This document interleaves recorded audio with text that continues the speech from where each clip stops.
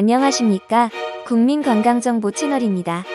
요즘 바이러스로 인한 사회적 거리두기가 점점 생활에 정착하고 있고 감염자 수도 한층 새가 꺾여서 한국은 안전하다고 판단했었지만 최근에 다시 그 여파가 무서운 기세로 몰아오고 있습니다. 특히 자영업 하시는 분들에게는 더욱 치명적인데요. 바로 사회적 거리두기 단계의 레벨이 격상했기 때문입니다. 특히 수도권에서 일하시는 분들은 2.5단계로 올라서 더욱이 어려움을 호소하고 있는데요. 그 내용을 살펴보면 특히 21시 이후 영업금지가 상당히 자영업자들을 괴롭히고 있습니다. 여러분도 아시다시피 열심히 일하고 퇴근 후에 치킨과 맥주를 즐기는 것이 상당한 시간 동안 한국인의 풍요가 되어버렸는데요. 이러한 조치가 내려지게 되면 한동안은 이러한 치킨을 포함한 짜장면을 비롯한 중식이나 양식, 패스트푸드들을 접할 수 없게 됩니다. 중국 덕분에 긴 세월 동안 이어져 온 풍습이 사라지게 되어버릴지도 모르겠습니다.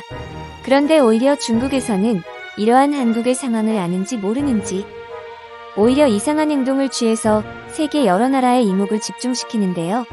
요즘 한국 영화 유튜버들 사이에서 매우 인기라는 영화가 있습니다.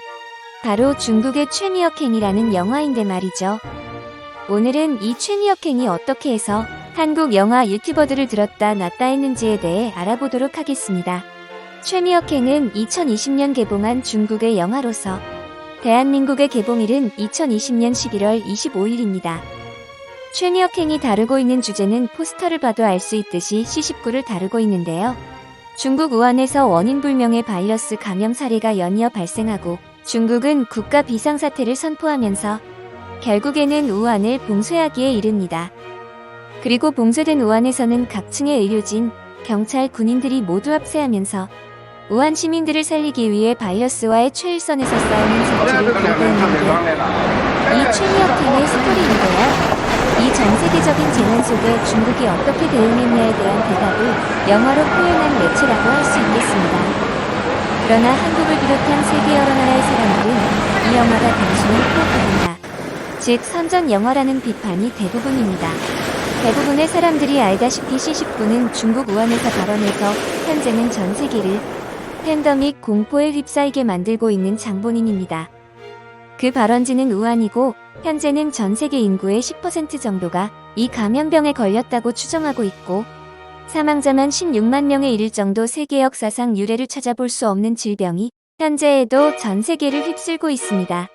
그런데 이 팬데믹이 끝나기는커녕 제3파가 찾아오려고 하는 이 시기에 중국이 자기네 동네는 이렇게 해서 C19를 극복해냈다, 모든 것이 끝났다라고 말하는 꼴이 아주 우스운데요.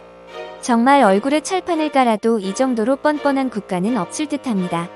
현재 중국에서는 우한에서 발원했다는 여론을 뒤집기 위해 세계 여러 나라의 선동과 조작을 위해 작업을 나섰는데요. 한때는 미국이 발원지이다, 또 한때는 이탈리아가 발원지이다, 또 한때는 호주가 발원지이다라는 정말 해대망측한 망언들을 지금도 열심히 뽑아내고 있는 상황입니다. 하지만 세계 그 어느 나라도 중국에 동조해주는 나라는 현재까지 나타나고 있지 않는 상황입니다. 왜냐하면 그동안 중국이 세계에 자행해온 업보에 대해 보답을 받고 있기 때문이죠. 첫째로 중국은 1대1로 정책을 펼치면서 여러 개발도상국을 적으로 돌리고 말았습니다. 1대1 대란 중국 산시성의 시안혹은 내몽골 자치구의 후오아우터에서 시작하여 신장 위구르 자치구의 우르무치, 키르기스스탄, 카자흐스탄, 우즈베키스탄, 이란, 터키, 독일로 이어지는 육상의 실크로드로서 일로는 베이징에서 시작하여 텐진, 칭다오, 상하이시, 푸젠성의 취안저우, 광저우, 하이난성의 하이커우, 말레이시아, 태국, 미얀마, 방글라데시, 인도, 스리랑카, 몰디브, 파키스탄, 예멘, 케냐, 탄자니아, 그리스, 이탈리아에 이르는 해상 실크로드를 뜻합니다. 총 49개국을 도로, 철도, 해로 등으로 잇는 프로젝트인데요. 그 본질은 중국이 만약에 미국과의 전쟁으로 해상봉쇄를 시전할 경우 어떻게든 해상봉쇄를 피하겠다는 의도입니다. 그러나 이 프로젝트는 수많은 문제점들이 나타나기 시작했는데요. 중국 정부가 일방적으로 주도하는 사업이다 보니 세계 여러 나라들이 중국의 제국주의 정책이 아니냐는 목소리가 강하게 흘러나오기 시작했습니다.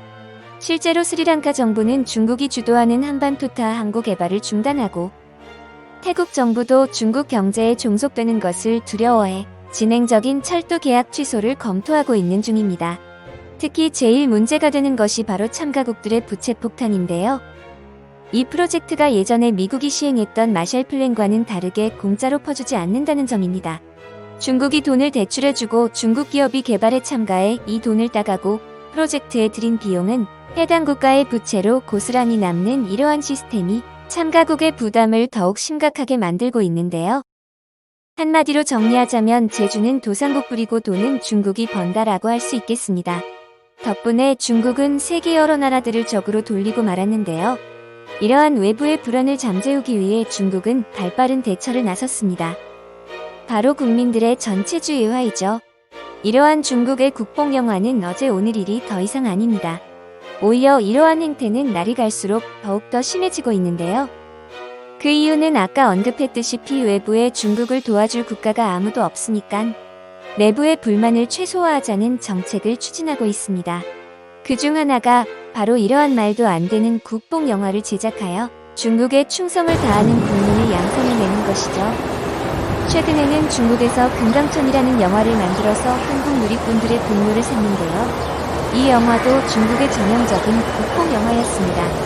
하지만 유독 한국에서 화제가 되었는데요. 그 이유는 바로 이 영화가 중공군의 입장에서 6.25 전쟁을 다룬 영화이기 때문이죠. 2020년은 한국전쟁 70주년을 맞이하는 해입니다. 그런데 이날은 우리 한국뿐만 아니라 중국에게 있어서도 참전 70년이 되는 해인데요. 당시 중국은 항리원조 즉 미국을 물리치고 북한을 도와주자라는 사상으로 한국전쟁에 개입을 하게 되었습니다. 이 금강천이라는 영화는 1953년 7월 금강천을 건너기 위해 다리를 지켜야 하는 중공군과 이를 공습해서 파괴하려는 미군의 싸움을 그리고 있는데요. 그렇지만 허접한 영화 제작 실력과 형편없는 스토리로 중국의 일부 극우주의자를 제외하고는 보는 사람이 적었다고 합니다. 요즘 날이 점점 서늘해 가고 있는 중입니다. 부디 몸 조심하시고 병도 들지 않고 건강하게 사는 것이야 말로 나라의 진정한 애국을 하는 것으로 생각합니다. 이런 시기일수록 정신 똑바로 차려서 주변국들에 의한 피해를 최소화해야 한다고 생각하는데 여러분들의 의견들은 어떤가요? 부디 댓글란에 남겨주시길 바라며 이상 국민건강정보센터였습니다.